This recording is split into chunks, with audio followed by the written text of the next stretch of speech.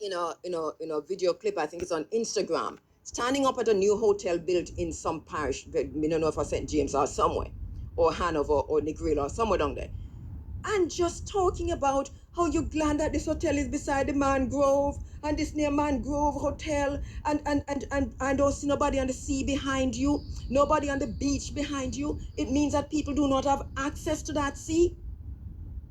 What kind of colonial... area?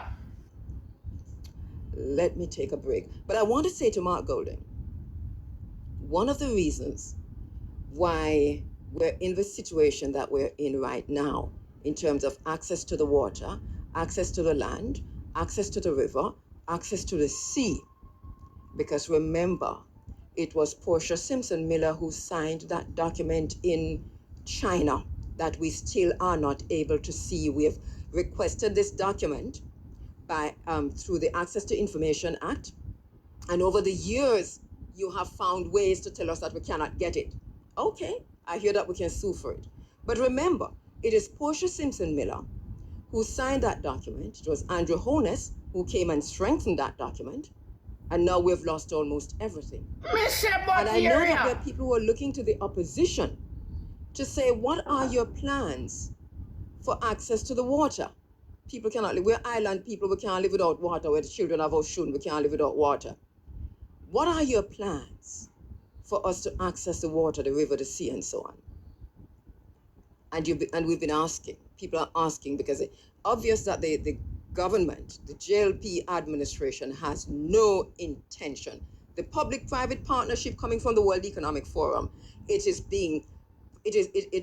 to me, here in Jamaica, this is where we perfected that whole idea, because we have a ministry called the Ministry of Economic Growth and Job Creation. And that ministry is the embodiment and the epitome of the public-private partnership. We bond that. We bond that. Do you understand what I'm saying? That is a sellout if there's ever a sellout. Now, Mark Golding, where do you stand, for crying out loud? Where do you stand? Because we see you standing on the beach and nobody know the back of you. We see you talking about mangroves. Mangroves? Do you know what mangroves are for? Do you understand the importance? Which hotel they on mangrove? I do really need to take a break. My very special guests are in the studio. And if I do not take a break, I think Nani, Chief Tetri, Paul Bogle, and all of my ancestors, them who the writers are now with me, going to take over.